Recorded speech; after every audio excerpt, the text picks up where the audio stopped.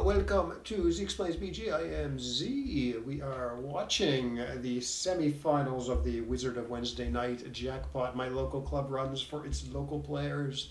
I just lost in the semifinals against Steve Douglas. And so I'm relegated to commentating again. Yeah, I think it's been 5 tournaments and I haven't broken through yet. I mean, we only got like 8. We got like it's usually like around 8 players. Feel like I should have broken. I feel like I should have won one of them by now. But I have been playing well. You know, I've been playing my normal PRs. So yeah, it just hasn't. I don't know. It just hasn't worked lately. You know, no, it's not a big deal. I mean, it's just a small stakes type of thing. Way to be sort of social online and get some real backgammon in. Anyways, what we have here is we have Brad on the bottom, David on the top. Oh, Brad, I see. Brad is 4 away. David is 2 away. So Brad, in gammonish positions, Brad should be super aggressive, but he's kind of losing here. So yeah, I probably would not have doubled this either. It's probably not a big error to cube though, because there are some gammons, and actually you could argue Brad's a favorite there because he was on roll with some threats.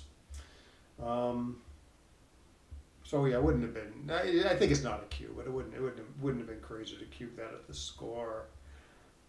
He's glad he didn't, assuming David was taking, which he was. You know, of course, David can't really cube this in a gammonish position because he needs 2 points to win the match, and so doubling would kill his gammons. Yeah, similar stuff here. I mean, Brad's sort of losing, so it seems sort of silly to cube. Unless, I mean, not saying like you can never cube when you're an underdog at this score, but it's not like super gammonish or anything. So I agree with holding off there. Okay, yeah, great roll by David.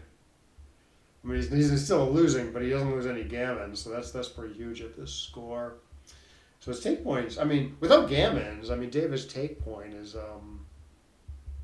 20%, I think. It's 20%, so he can actually take a little deeply. Brad's take point, given that he can redouble to 4 after taking is 18.5 according to the computer. 18.6 something, if I remember right, but I always use 18.5 for that score. So Brad can pass and go to 4-away, 1-away Crawford, or he can take, redouble, and play for the match. So his take point is exactly his equity from 4-away, 1-away Crawford, which XG has at like 18.6. So there's very little math to be done. So let's see, Brad is cubing. I wasn't really paying that close attention, but yeah, double take sort of seemed okay there offhand. If he was up like 9 or 10 pips or something.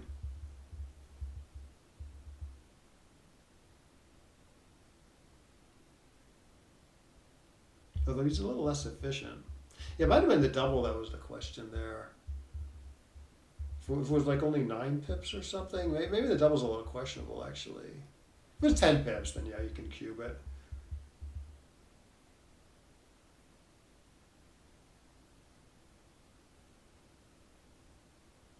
Alrighty.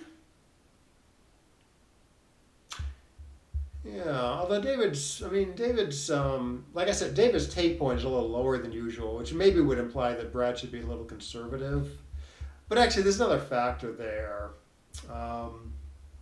where your doubling window tends to widen when you're giving like a dead cube to your opponent. Not because it's dead, but just because that's sort of the way the logic works out. Like you calculate the take point based on the fact that the cube is dead, but even after that, you're doubling window widens, which means you can be further away from the take pass line, and still have a good double. Anyways, Brad seems to be doing okay here, at least in the pip count. He's a little bit inefficient with the 2 checkers on his ace, but yeah, he's still a pretty big favorite here. So it looks like it's going to be 5-5, unless David can somehow pull this out.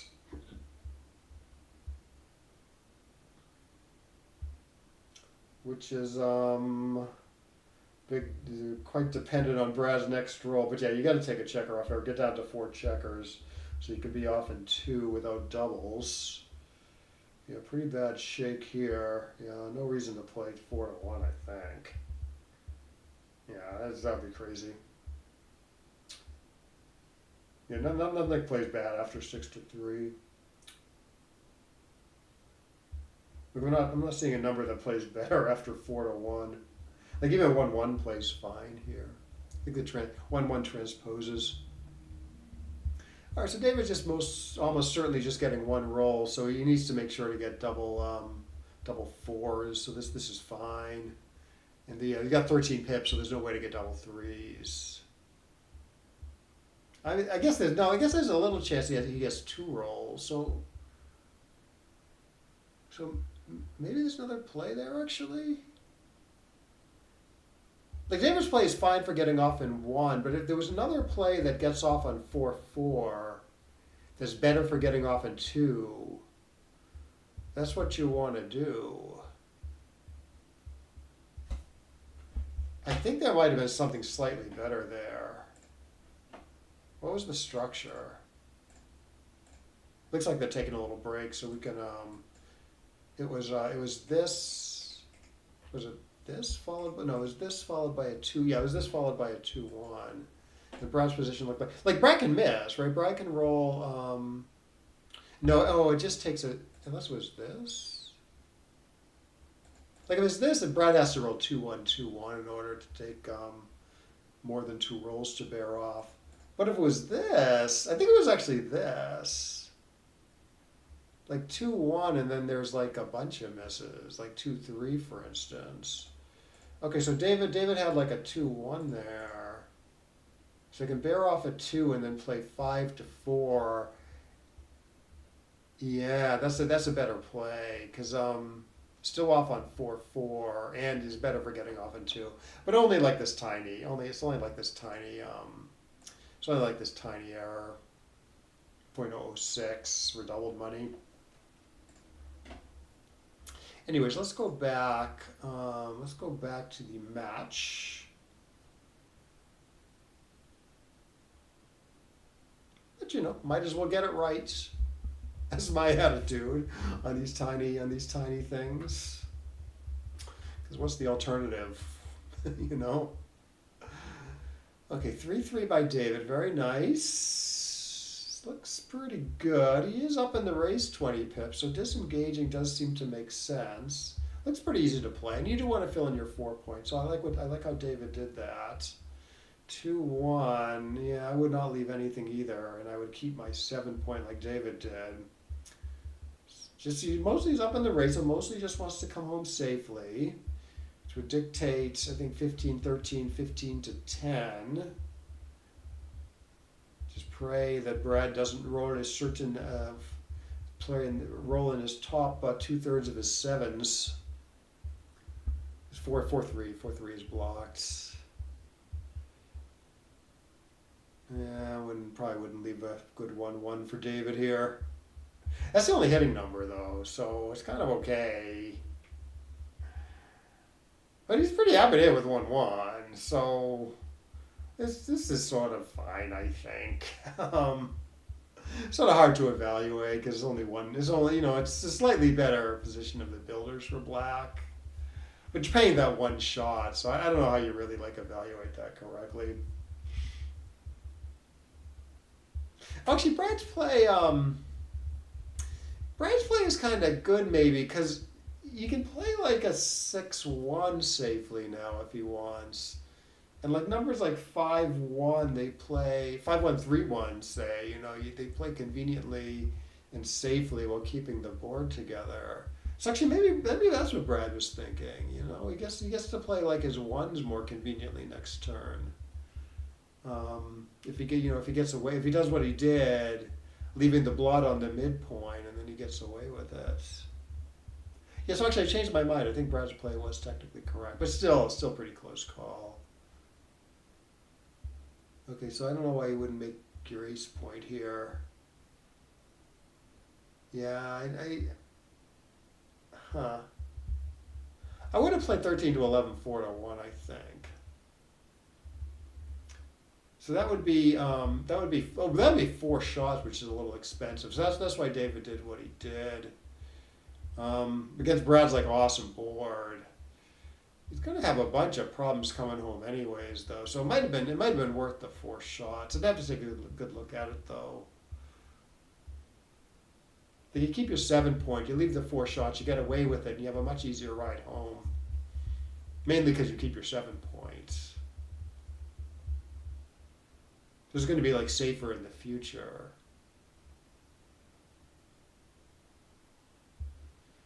All right, into Bradley.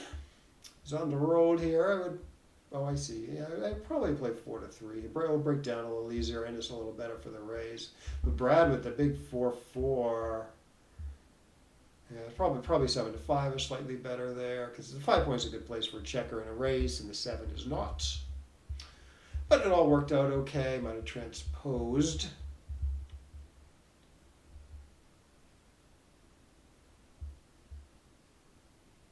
Yeah, looks like Brad's going to pull this one out from behind.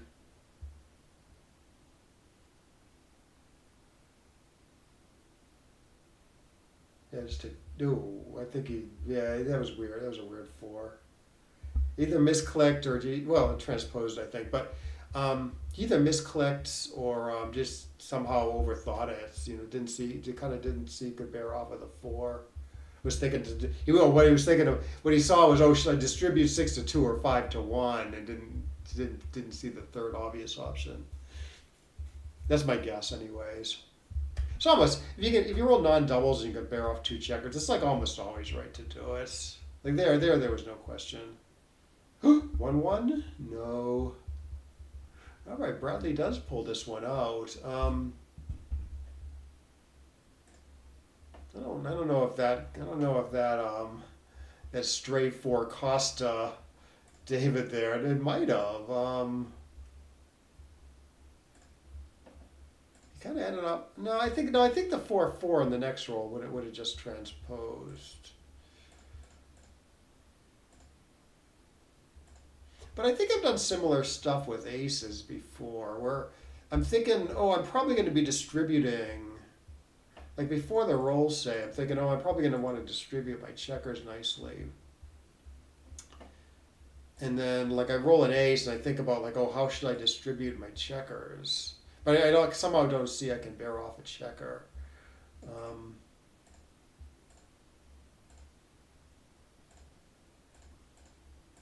Yeah, this guy. Obviously, just take 2 guys off here. Yeah, pretty big error. But I think as it stood, yeah, he would have. So he bore off 2 checkers. He rolled 4-4. Yeah, I think you play 6 to 2 anyways the next turn. So it actually didn't really cost him. See that? Yeah, he would have ended up playing 6 to 2 anyways. If he made the right 4-2 play. Not that you really want to think that way. Oh, so let's see about David's Baron. Yeah, the 3-3 looks okay to me. Oh, there's a slightly better play maybe? Oh, the computer wants to forgo making the 4 point. Yeah, I would not have done this. So this is the original position. So if you're up in the race, so David decided to disengage from the back, which makes sense. 18 to 15 squared. And then he made the 4 point with the next 2. Well, you got to fill in that gap at some point. If that stays open, it's going to be pretty painful. So that's exactly what I would have done. Yeah, the computer has this different idea where it makes the 10 point and the 15, clearing the 13 point pretty cleanly, getting some extra flexibility, and then maintaining the ability to make the 4 points. The issue is it's not easy to fill in the 4 point, So I would not have done this. I'm a little surprised it's correct.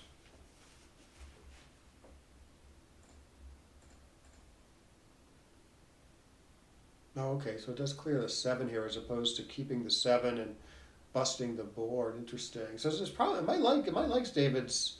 It looks like maybe it's going to like David's 7 point clearing play when he finally did it. Like this is close. And it seems like you got a safe alternative that keeps the 7. Yeah, 5-2 is clear. Okay, 2-1. Okay, yeah, 13-10 is like okay, versus 7-4. Yeah, it's probably a slightly better than 7-4. 13-11, 7-6 is apparently the computer's top choice. Yeah, I think for the reasons I said, right? It's only one shot really, because only 1-1 David's hitting with. I'm pretty sure. Yeah, he's only hitting with 1-1. You don't go too deep in the inner board, which is going to be bad for the race and bad for building your board if you hit by playing 7-4. It goes a little deep anyways, and you get to handle like a number like 6-1 for 5-1 cleanly next turn.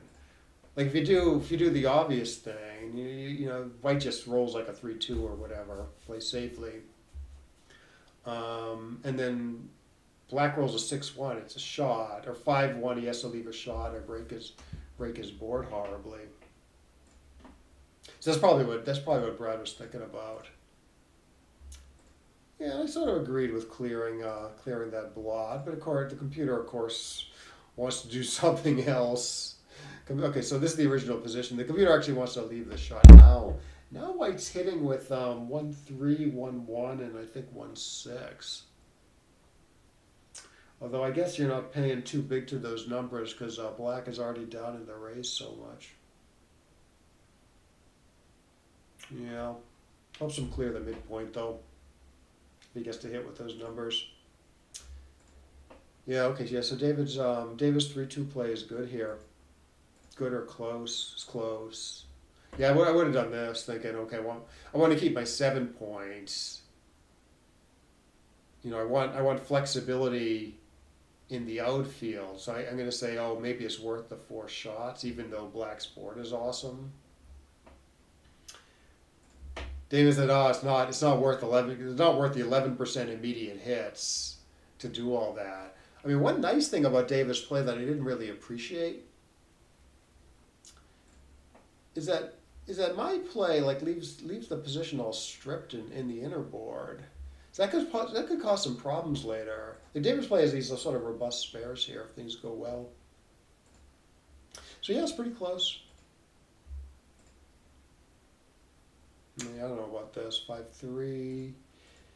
I guess it's better for the race to play 5-3.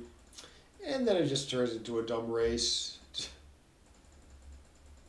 Good. All right, let's see if the finals are being played. I believe they, not quite yet. Okay, no, they are being played. Let's see the finals. All right, that's Brad on the bottom, Steve on the top. Oh, Steve had redoubled to 4 and is sort of in control of the race. Is a little close. Yeah, I wish we were watching actually. Looks like there was some fireworks already. Ooh. Brad, because of Steve's bad distribution, maybe Brad's actually winning here. Yeah, it probably is. 30, he's up 2 pips. I mean, you normally being up 2 pips and the other guy being on roll, you'd be losing, but yeah, Brad's distribution was much better there. And great roll, and he has a cube now. Jeez, it could be a take. Maybe he's gonna win 8 or 6. Someone's gonna win 8 or 16 this game. Actually, I'm not sure it's a take. I would definitely cube this. I mean, yeah, this seems a little weird not to cube that because, I mean, maybe he's glad he didn't, but I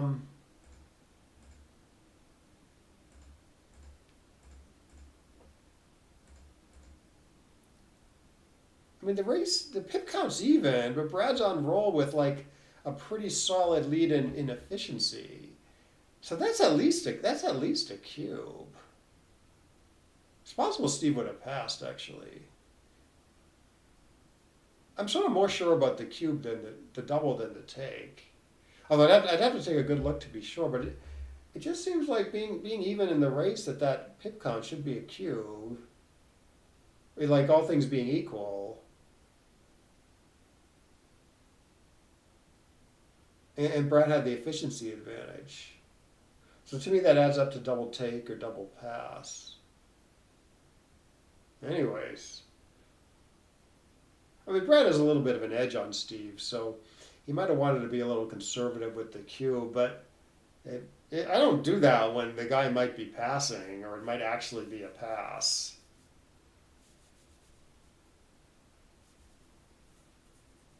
Huh.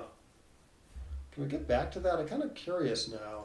I don't think we can get back to the position. Let's see, it was 23-23. I took a second look at it, so maybe I can set it up? No, I don't think so. 24. 23. Oh, I think I have it actually.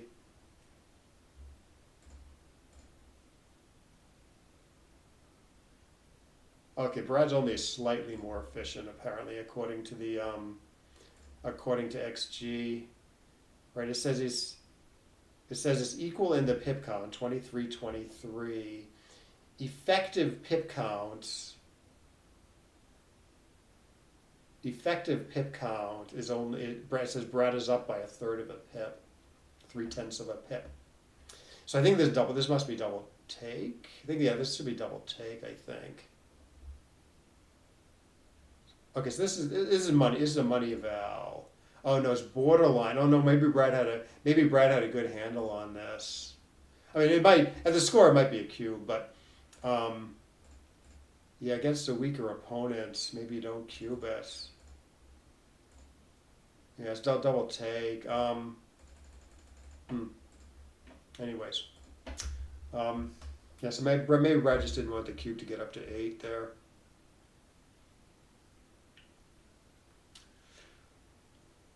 So yeah, actually, the no double is better. Maybe a lot better than I was giving it credit for. So Steve should probably be queuing this. I think it's leery due to the score, but it's sort of non-gammon. It's a little non-gammonish, and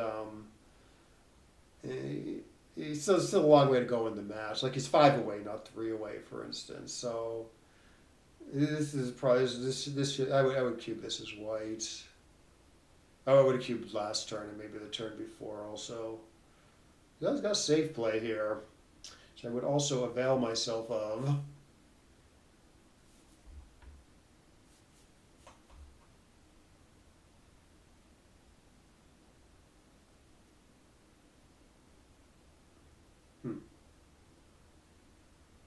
Yeah, I thought Brown would be more. I thought the efficiency difference would be greater there. I mean, Brad's position is nothing to write home about either. Oh, great shot by Steve. Now he has lost his market pretty solidly, I assume. Maybe not. There's sort of still a lot of contact left. But I think this should go double pass. All right, there is a safe play here. I don't know. Might be wrong though. I was wrong about the previous cube, or at least I was off.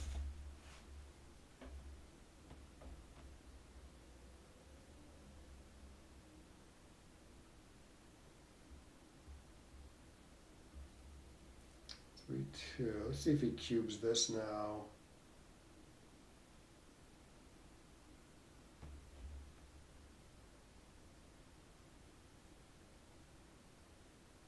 Yeah, actually, I'm not that clear on what's going on here at the score. Right, for money, I'd be doubling for sure.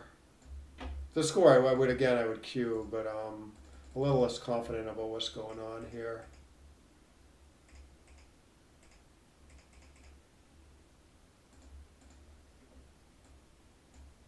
Trying to set up some analog to the position. Yeah, pretty big pass. Yeah, it looked like it might have been a pass for a while.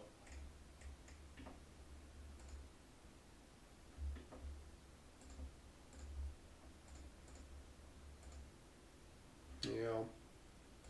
Yeah, for instance, like this is almost too good.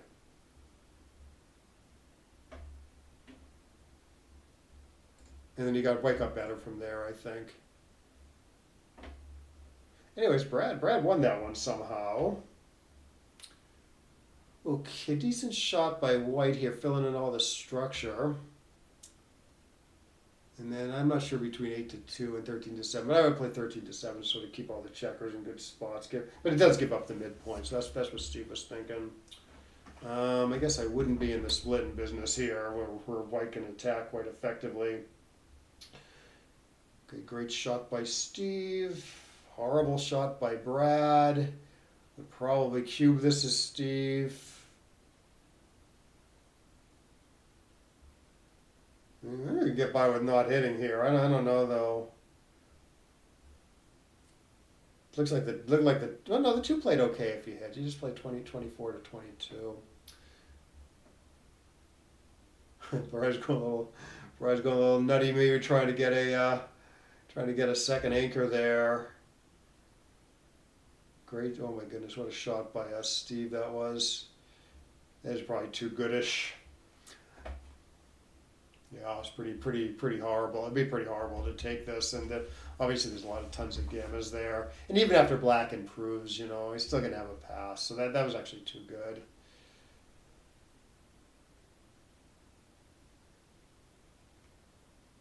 And maybe there's an opportunity to cube that earlier. It's a little tricky adjusting for these scores though. All right, now it's 4-way, 8-away in Steve's favor. Guess to make is 5 points. All right, let's see how Brad wants to play this. Yeah, I would do this also, and then maybe double the dance. Oh, good shot. I assume he's going to make the anchor here. Hitting looks a little thin to me. Oh, he makes the 10-point. Interesting. I didn't see this option. Yeah, this play also. Anchor looks like the better point than the 10-point, but this is a little safer. Well, I guess not even a better anchor than this way. So I would avail myself of this option, even though there's a pretty decent hit option here, 13 to 3, or I don't know, 9. I wouldn't 9 to 3, 22 to 18. That's the worst hit, I think. But this is best. Yeah, this is trying to do too much, because you're foregoing both the 9 and the 18 in order to make this hit that it's not likely to work in any real way. So yeah, Brad did was absolutely correct. Now, the score does argue for being a little aggressive, but even so. Alrighty, so Steve's priority, I assume, is to make the anchor, so I would play it like this. Okay, 4-4 by Brad. I mean, it's a bad roll because he can't hit, and he didn't roll a 6, but plays sort of conveniently. I'm not actually sure I would play it this way though. What about 13 to 5, 13 to 9 squared? Keep the anchor as a bridge to the back checker. 10-point doesn't seem to have a lot of value. 18-point has a lot of value. Then again, the midpoint has a lot of value too. So I don't know. I'd have to take a good look at that one. I'd be inclined to keep the 18-point there. Alrighty, 6-3 by Steve. Well, you could try 13 to 7, 13 to 10. Try to make a really awesome prime. But okay, he has the safer, saner option that he goes with. Keeps the midpoint. Fine. I think 13 to 7, 13 to 10 was at least worth a look, though. Alright, so 3-2 by Steve. That does not play conveniently again. Yeah, 13 to 8's a play. 13 to 10, 13 to 11's a play. I don't like this quite as much because it gives up It gives up the outfield points. Yeah, I might have played 13 to 8 there actually. So I make the best structure in White's outfield and in the home front. It's a tough play though. All right, but he gets nice structure anyways. This is no, it's not 2 arc. He can stack the 4. Yeah, it'd have a very easy take at the score if it gets doubled. So I don't think Steve's doubling this. Black has pretty good compensation. I mean, White's winning, but Black has some nice stuff too. So yeah, I guess you could just sort of play normal here. Oh, now White should be cubing. I mean, he's up in the match, which maybe argues for being a little conservative, but he's 4 away, so you can argue being aggressive is okay too. four ways is usually a reason to make an initial double, because your gambits put you right at the score where you need to win the match. So they tend to be quite valuable. And if the other guy passes, you're sort of saddled with this awkward three-way score. So yeah, I probably would have doubled a turn before there.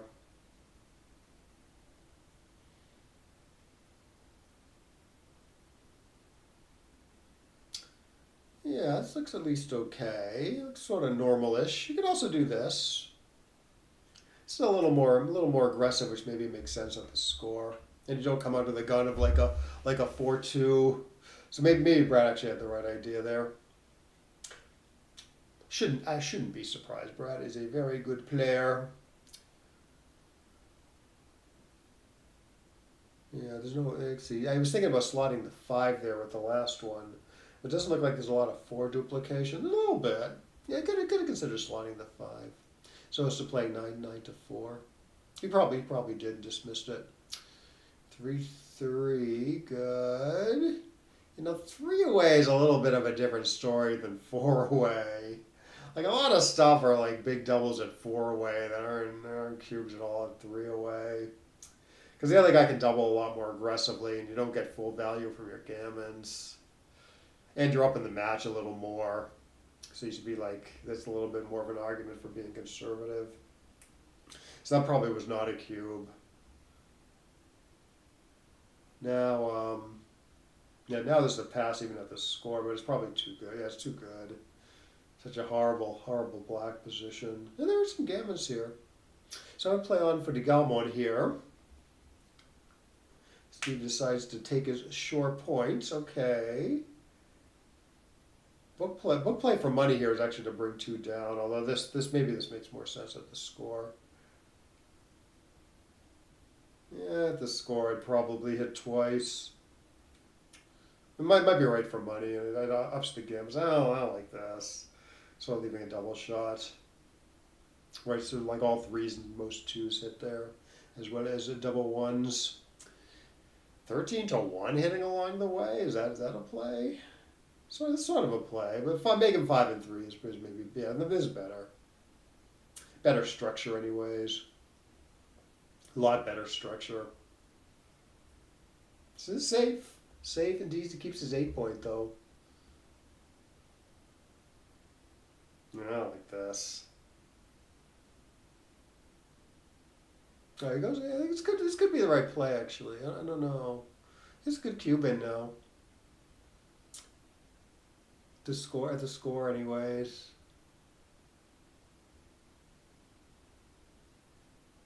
Yeah, I don't think I want to take this at the score, but I'm not sure about that. Like it seems, I mean, maybe you wouldn't cube it for money, but it seems like kind of a reasonable. It seems like pretty reasonable looking cube for money actually, and it's quite gammonish. So maybe Steve had a point with that pass at the score where you really don't want to give Black a chance to win 4.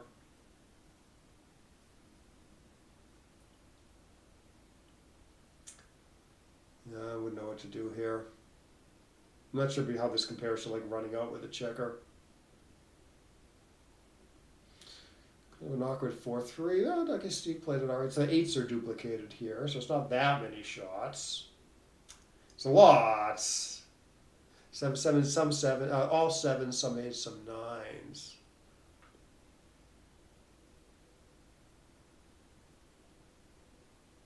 Ooh, we should hit here, I think. Both to up the gammas and to keep White from making his 5 point. Yeah, so I would do this. Guess he could play 13 to 9 and duplicate 2s, but hitting has too much going for it. Woof. Great shot by Steve. It looks more important to fill in the 5 point than to say switch to the 2 point here. So I would play this exactly like Steve did. Okay, Brad decides to pop out with the 6 as opposed to hitting. I guess that makes sense now. Yeah, I don't know what the right idea is here. To me, it feels like popping out does a little more, but This has a lot going for it too. Like white can attack here pretty effectively. If you put white up on the bar, it's a little harder to attack. Yeah, I think I still would have ended up doing what Brad did though. Get a little, it gets you getting, you're kind of getting out of harm's way somewhat. Ooh, great shots. Yeah, his plays well too. So then 16-6 or 15-5. But the builder's better on the 6 than the 5.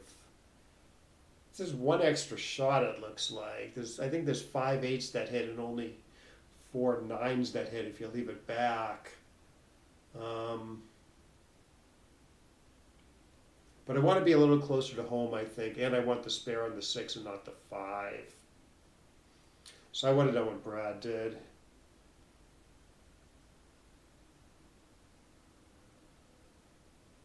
Ooh. All right, didn't do everything, but pretty good shot. So there's some 4 and 1 duplication here. So I guess, yeah, this is safest. And he's up 10 pips and not a crazy gammonish position. Yeah, I don't think this is a cube at the score. See, 7 away, 2 away. Yeah, I'm not sure what the take point is, but it's probably not super high. It's probably around 20% or something. Ignoring gammons.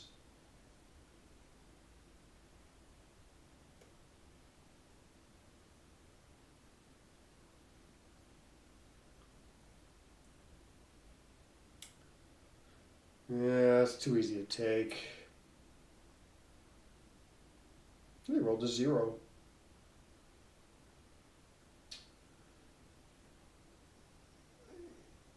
Okay. 18-14 is sort of a play because the only safe hits are 1-1, 2-1, and 2-2.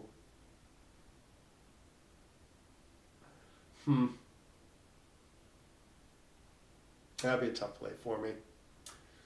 All right, Brad leaves nothing against White's awesome board. White rolls a nice racing number, so I assume he's going to race. Yeah, he could save a 6 like Steve's doing, but it's kind of costly in the race. It might have actually been right to pay off 6-1, 6-2, 6-3 and just bring the guy in. Because the race is fairly close, and Black's board might not be in good shape if he does happen to hit a shot. So yeah, there might have been something a little better. There might have been a slightly better plan for Steve there with the 3-3. It's maybe not a big deal though.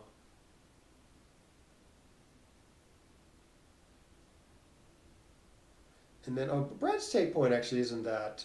Actually, Steve and I just discussed a similar score. Brad's take point actually isn't that low here. So let's see, let's see, 7 away. Yeah, it's probably, I think it's like 22 or 23%, even considering the fact he gets to recube to 4. So like this might have been a cube.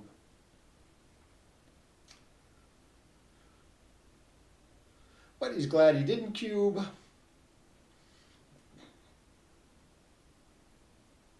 This looks like a cube to me now. On Brad's side, possibly a pass, probably a pass. Because Steve's position looks kind of mucky. Brad's position looks kind of cleanish-ish. And he's up 2 pips and on roll. Steve agrees.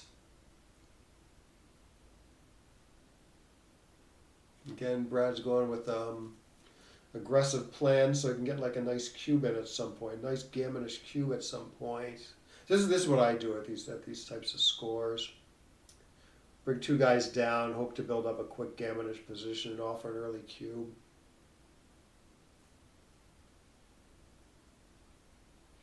This plays pretty cleanly. This plays nice. He's making the 4 points, and then there's a choice between making the 9 or the 2. Okay, given that black's up on the bar, he decides to make the inner board point. Pretty reasonable. And he doesn't have his 8 point anymore. So 2 point probably goes up in value when you don't own your 8 point. So I kind of like how Steve did that. And then, yeah, nothing better than 13-4 here, I assume. Ooh, nice nifty outfield anchor by Brad. Steve gets to make his 3 if he wants to put a little more teeth into his position. I guess I would go with this. I mean, you do want to kind of get the backman going, but it kind of comes into black's attack a little bit too if you step up with the 3, say. Yeah, okay, now he decides to step up. Now that he can't do something productive with the step up number. Yeah, Brad has certainly nothing here.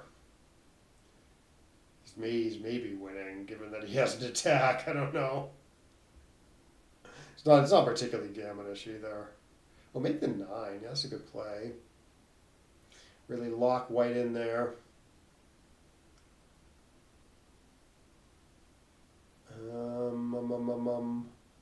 Yeah, given the 9 point is made, there's probably a big premium on stepping up with the 1. So this is good, or maybe 7-5, 22-21. Still down 11 pips in a not particularly gammonish position. So again, no double here. Like, okay, so like point enter.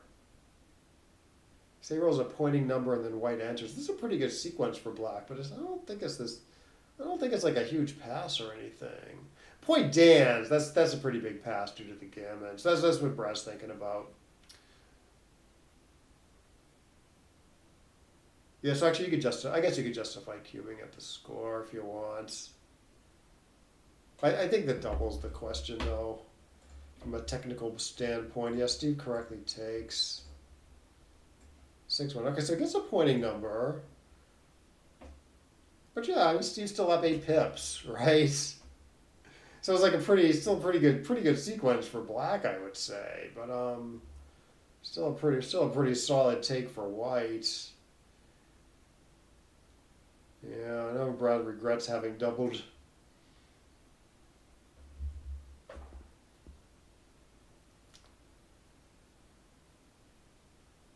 Steve beat me in the previous round.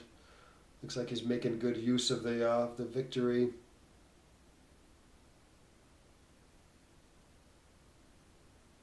So far. Down 10 now. Woof. Yeah. No, 7-6 is better. Yeah, 7 point's not a very efficient spot for a checker when you're bearing in. So you gain a lot of efficiency by playing 7-6 there. Like for instance, if you roll a bunch of big numbers, you have to put that checker deep in your board, and that leads to later wastage. Ooh, these cats can roll. I would play 6-2. No, I didn't bear off the guy with the last one. So you're going to get fancy and play 6-2. Yeah, this is a bit of an error. Similar to what I talked about when we were watching the previous game. If you roll a double and you can bear off 4 checkers, it's like almost always right to do it. Maybe always right to do it? Probably not. Probably there are some exceptions there. But this doesn't look like an exception. The exceptions happen to, like, you roll a non-double, you can bear off 2 checkers, you should always do it. I'll pretty much always do it. Or if you roll a double and you can bear off 4 checkers, you pretty much always do it. Wow, Steve really turned on the Jets there. The exceptions occur when that play leaves like a gap that can't really be filled. So that the 4-4 didn't apply. We can take a quick look at it. I don't think I'm going to go through the whole match, but let's take a look at least some of these decisions.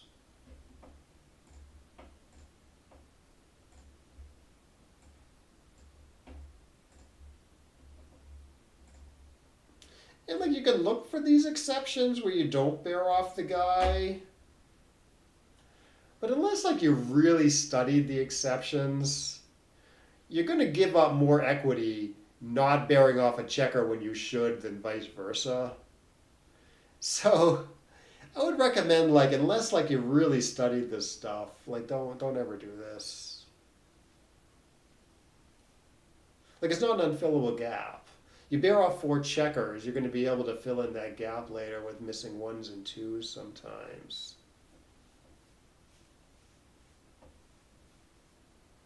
So yeah, like I said, but not a big error.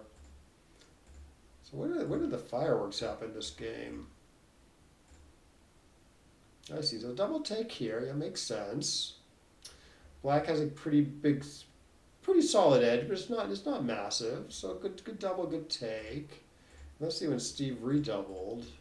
Oh yeah, just a normal race. Yeah, good redouble, good take. All right. Maybe redouble's a little early, but not bad in practice.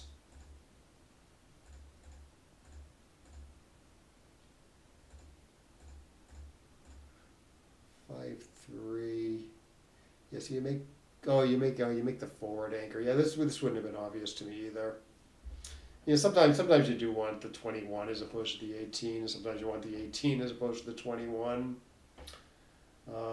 He has his 5-point made though, so the anchor on the 21 is like a little stuck back there. Maybe that's a pretty big factor. I don't know though.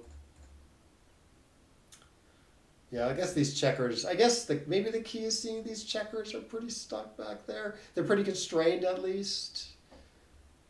If you do the other play, these checkers are a little constrained, but they have like this bridge where you can jump if you roll a 6. Yeah, I don't know. Not an easy play.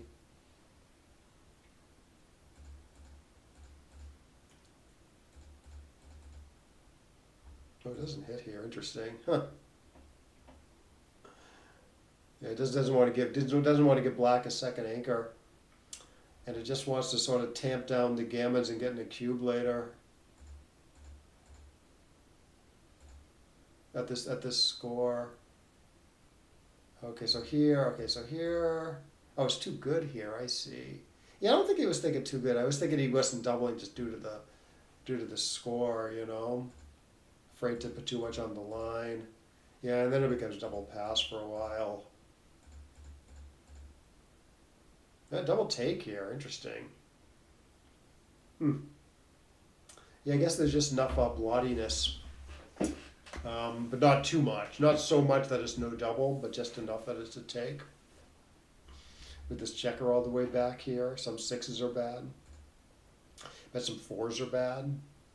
4-3 is pretty ugly, but it's safe. And then you have double pass, double take again? Really?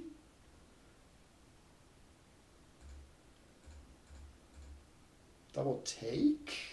Really? Yeah, tricky stuff. Double pass here? Jeez.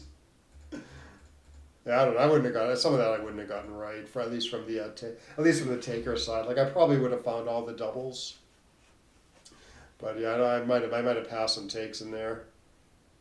But you know, the score gives Brad a little more leeway to take that.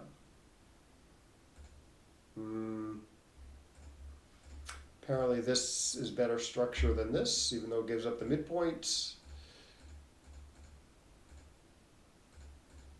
Yeah, okay, double pass here, even out the score. Yeah, then too good, fine. 5 away, many away is much different than 3 away, many away. If that makes sense. Because it's harder for the other guy to get in a recube. A lot harder for the other guy to get in a recube. Where it's like really easy if you're 3 away and he's many away. And you're getting full value from your doubled gammons. And if he redoubles you to 4, you get full value from your wins. There's no overage.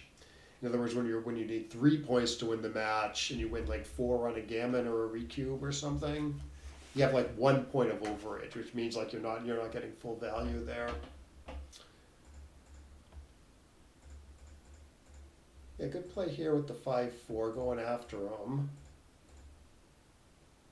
Okay, so making the anchor. is better than making the 9.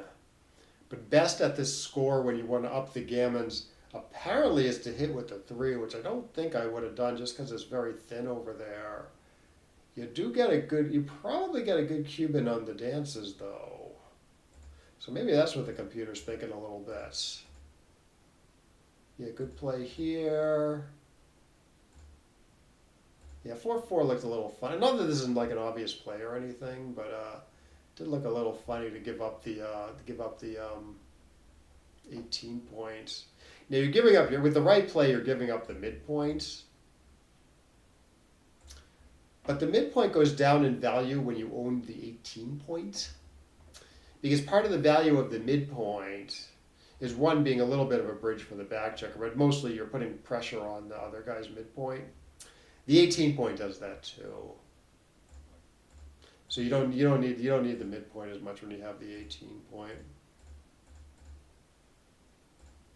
And what about the 6-3 here? Okay, so 13 to 7, 13 to 10, 13 to 7 is probably a bit much, but it's not crazy.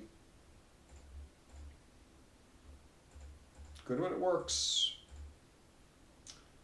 Yeah, I might play 13 to 8 here as white, which is okay. It's not great. Yeah, Steve has a better plan of just playing pretty safely. Although best is maybe this. Get good building power at acceptable risk, I guess. Keep the 9 point. Okay, nice shots.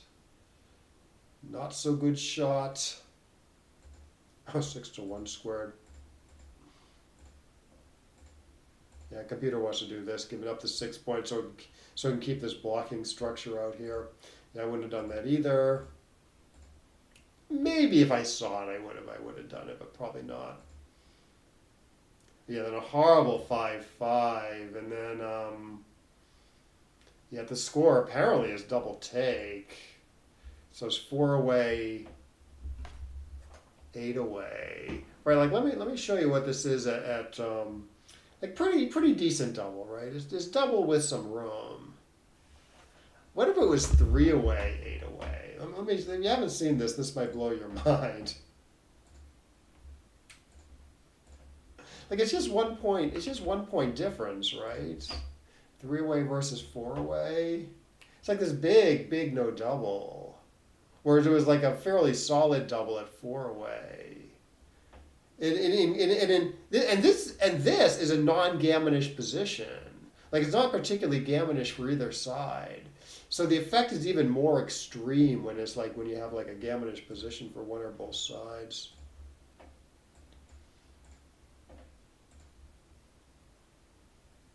So this was the 5-1 game. Yes, you should double this, and then this is wait. Okay, yeah, I could have actually taken this. Okay, so yeah, he didn't double this, but should have. He rolled a 6-4, and he should play positionally, but he goes after him on the ace. This might be a little bit of a cubeful thing, a little bit. And then apparently, okay, yeah, well, Black's up 20 pips, and he's down huge in the race. And he wins 3% gammons, so a lot of those might be at the cube on 4. So he can win 8 by taking. The computer thinks Brad has a big take here. Yes, still has a couple men trapped. So for instance, 5-5 would be bad. And on the other hand, like I said, like, oh, the 3-2 for Brad bringing 2 guys down is good. The guy who's up in the match, 3 away, 8 away. The guy up in the match kind of wants to play a little more conservatively, try to play like a holding game where there's not many gammons. So in that case, like maybe he can get in a cube and makes it harder for the other guy to get in a cube. Okay, does want to slot the 5 here, as opposed to doing the safe play that Brad did. The computer likes this.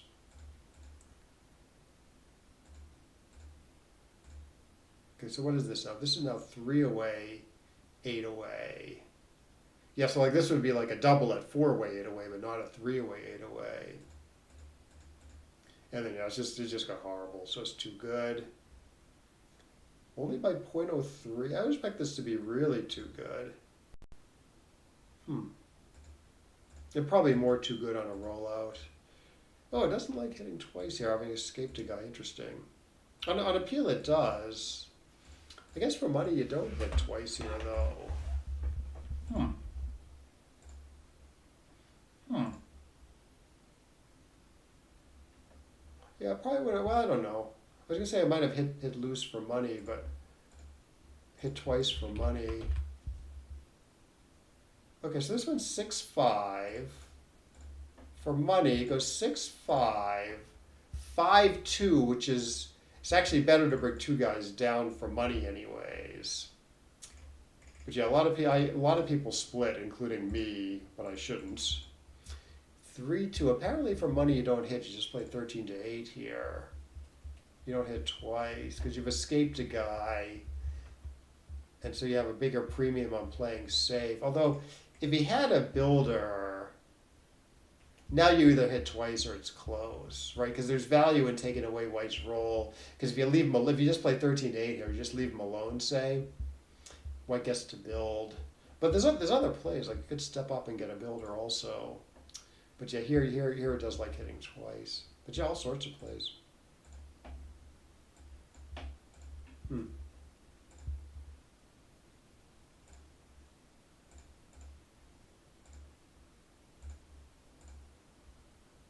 Oh, good play by Brad here.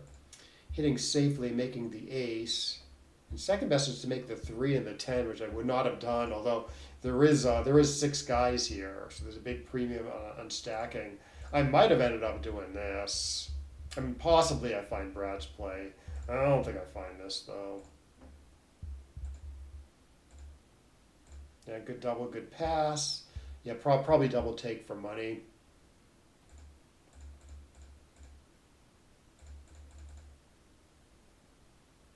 Yeah, I don't know about this. Okay, it turns out things are pretty close. You can run out into the outfield. You can play 8 and do some split play, or you can slot the 5, and they're all within 0.02 of each other.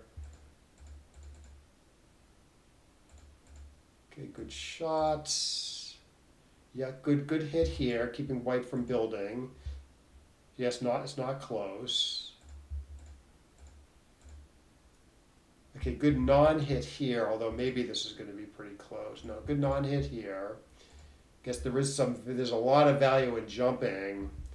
1 for the outfield control, and 2 because you're getting off the point that White really wants to attack on. So in a sense, jumping keeps White from attacking as well as hitting does. And then yeah, you run from the back and then put the builder either on the 5, leaving 4 shots. Or put the builder on the 6, leaving 5 shots, including 4-4. Plays are very close, but it likes minimizing. Okay, good shot. Yeah, no double here. So this is the 7 away, 2 away game. Okay. Yeah, no double here. Okay, apparently 8-1. Yeah, keeping more pressure on black, I guess. And there's some question about this also. Yeah, computer does prefer something like this or this.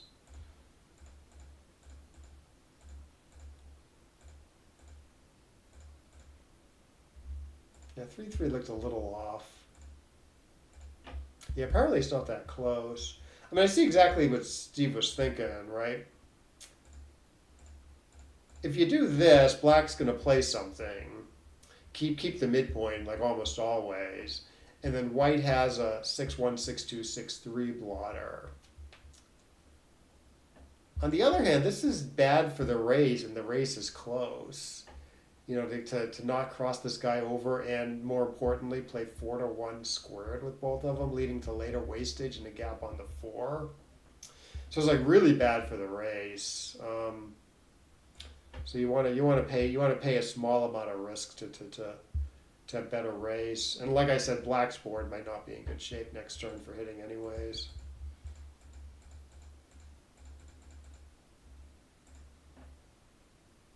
I see. I obviously want to fill it. Put at least 1 checker on the 4. Yeah, now that 4 point gap is going to be quite painful if white hits it. Apparently there's an opportunity in here to cube. Yeah, up 7 pips.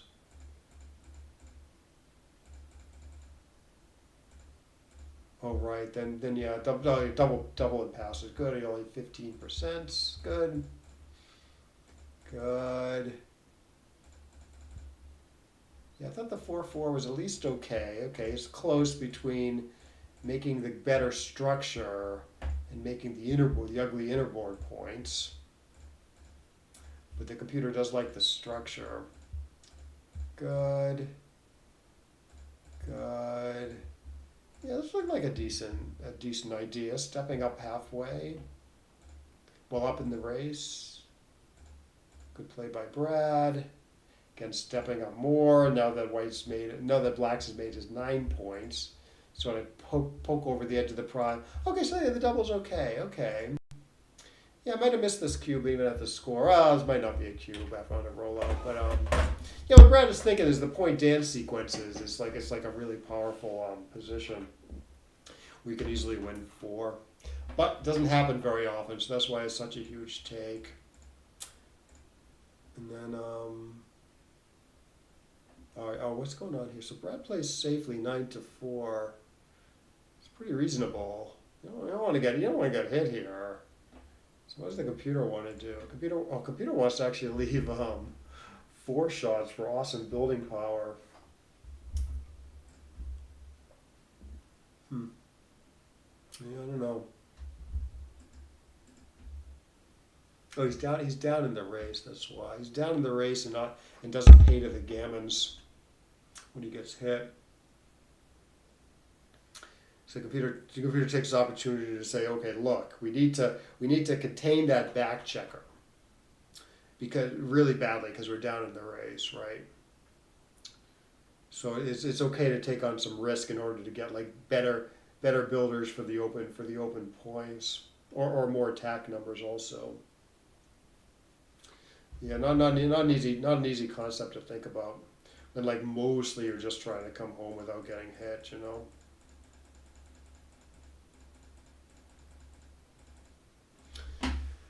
But yeah, Steve pulls it out. Yeah, congrats to Steve. Good job, guys. Actually, one last thing we can do. Take a look at the daily puzzle. So I've got this good streak going, so I'm a little scared. Although this thankfully looks pretty easy to me offhand. Right, you're hitting, you're covering, and then finding one more. Actually, the last one is not trivial. So there's no other plan, right? I mean, you're hugely down in the race, and after you hit, you get good structure. Okay, so this is the first 3 are pretty clear. Okay, so we're down. Let's see, we're down in the match a bit. I don't know if the score is super relevant here, although it would be very nice to get in a recube.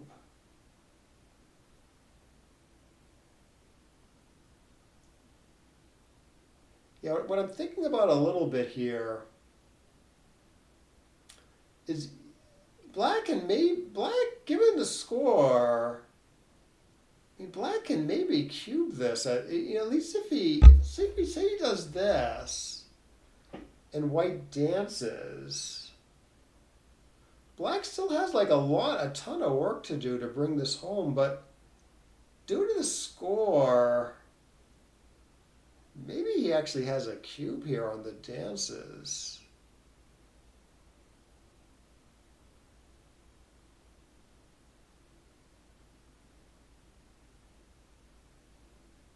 The other plays, like say you play super safe.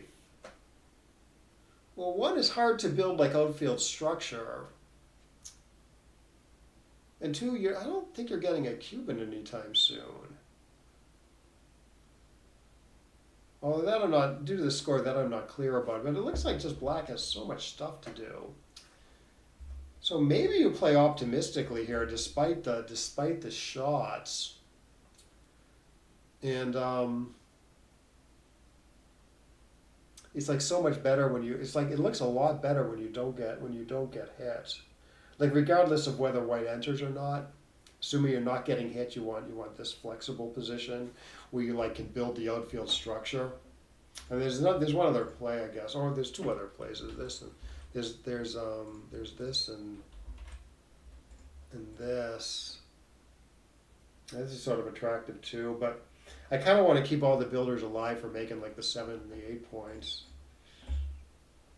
As risky as this looks, like I kind of like this because you got these four. I mean, you got these four guys kind of trapped, so sort of a big premium on getting them going. And maybe, and like I said, maybe there's a cube argument here also.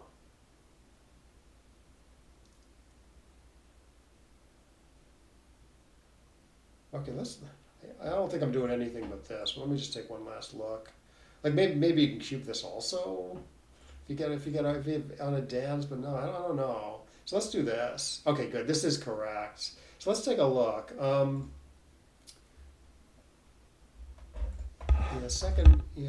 Third best apparently is pretty big blunder to play super safe.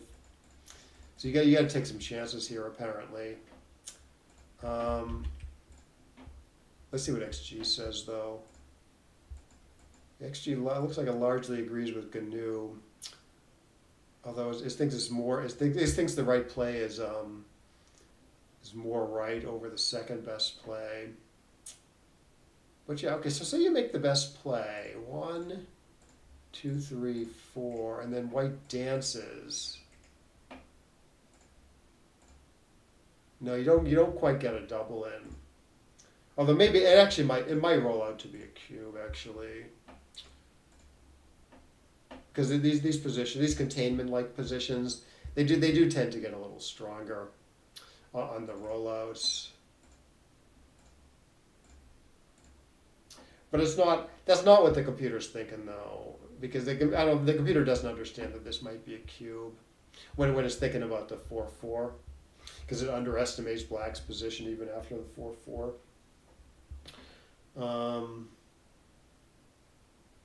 It's clear. It's going to be close on the double no double decision, which isn't necessarily a great argument for this play, but because it's still like a pretty big take.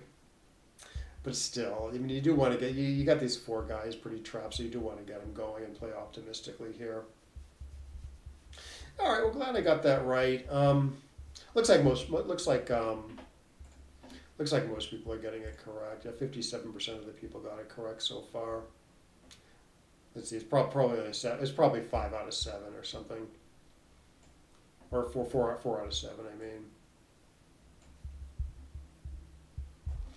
yeah, but it wasn't completely obvious to me because it is pretty bad to get hit back with these 4 blots in the outfield. There's a fair number of shots, right? 2-6, 2-2, 1-1, 2-1. Those are just a disaster. But yeah, the upside's worth the risk. Backgammon is all about managing risk, calculating risk versus reward, and apparently the reward is worth the risk here. All right, well that was good. Yeah, thanks for watching. And I will see you next time.